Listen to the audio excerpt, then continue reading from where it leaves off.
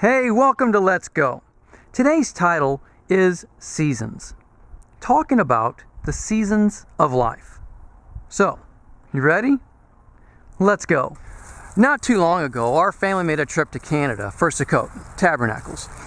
And as we did, we were all acknowledging the colors there because the trees were just starting to turn over to all their beautiful fall colors. And we were all just recognizing, like, man, guys, it's really starting to look really beautiful here. And one time, we were all just, talking about it and discussing it and talking about the beauty. And I was right there with them. That's beautiful. And as we were discussing it, I said, guys, the thing is, this is all just a sign of death. You know that, right? It was so funny because you could just hear a pin drop in the car, and you could see the looks on everybody's faces because it was like, you see them wanting to say, no, it's not, but you saw it clicking in their mind, yeah, it is. And it was just so funny because it is a sign of death. When we see beauty in the trees at fall, it lets us know there really is beauty in death. There really is. I know that sounds so strange, but there's beauty in death. That's right. Sure, it's the ending of something, okay? I understand that. But you can't have a beginning of something unless you have the ending of something else. Think of it this way. How well do you handle change in your life? Okay. When we see the trees, some trees look beautiful in the fall, and some trees, well, they just don't look beautiful. Matter of fact, they can even look ugly, okay? In your life, when the Father's wanting to bring change in your life, how well are you handling it? Can people look at your life and go, man, they're taking that so well? Meaning, they're looking at that and go, oh, isn't that beautiful? Like we would look at the changing of the trees, a beautiful tree. But if you're not handling it well, you could be looking like, well, a tree that's not looking so pretty. So how well are we handling the change that He wants to bring in our life? Sometimes looking at the colors of trees, well, I think of it this way, it's just so mesmerizing. You look at them, you just go, wow, it is so beautiful. And all you can do is just stare at them because the beauty is just so there and it just grabs you. It's almost like looking at a fire, a campfire, if you will. Your eyes are just drawn to a campfire.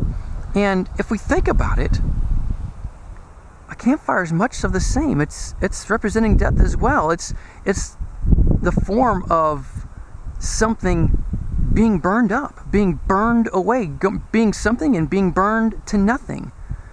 A form of death. What is the Father wanting to burn out of your life? Think about this for a second. Is there anything He's wanting to burn out of your life? Now remember, it doesn't have to be something bad. It doesn't have to be bad at all. It could be just something, or I should say a time for a change in your life. He's wanting to get rid of this now and bring you into something new. What is He wanting to bring in your life? Seasons of nature come and go. It's just the way it happens. And in reality, well, it's the same way with life. Ecclesiastes 3:1. There is a time for everything and a season for every activity under heaven. As much as you may like the season of life that you're in right now, you need to understand that, well, it's not going to last forever. In fact, it's not made to last forever. Yeshua almost always gave parables using everyday natural things for examples in His parables. Creation itself exemplifies for us how life is to be. Seasons change. And so the seasons of our life should change just the same. At least they should. While in Canada, we stayed at this awesome campground. And several mornings I went out for a walk on the trails. And seeing all the different colors made me think of how the trees reacted differently to the same weather that they're all within. Meaning, all the trees had these different colors. And some trees were even changing, and some trees weren't changing at all yet. Now, I realize that that's mainly because, well, you have different kinds of trees. I get that, okay? But at the same time, I was seeing trees that were identical, the same trees, but their colors were so different. I'm thinking, how can that be? Now, I've been told, and I don't know if it's true or not, that a tree's color can be more vibrant if it had a good amount of rain during the spring and in the summer, if you will. So therefore, if it had a good amount of rain, it's going to have a really brilliant colors in the fall. And if it didn't, well, it's not. As I pondered that thought, I couldn't help but think, what do we do? How do we do in our good times? Are we just sitting back and enjoying them? Or are we busy doing all that He has called us to do? Proverbs chapter 6, verse 6 says, "Go to the ant, you sluggard, consider its ways and be wise. It has no commander, no overseer or ruler, yet it stores its provisions in summer and gathers its food at harvest." So the question is, are you being faithful in your good times? It might determine just how well you're able to take the seasonal changes He brings in your life. Going through changes isn't always easy. In fact, it can be downright hard. During seasonal changes, I'm talking natural seasons, okay, spring, summer, fall, winter. When those things are in transition, bad storms can come, bad storms, bringing destruction to things all around.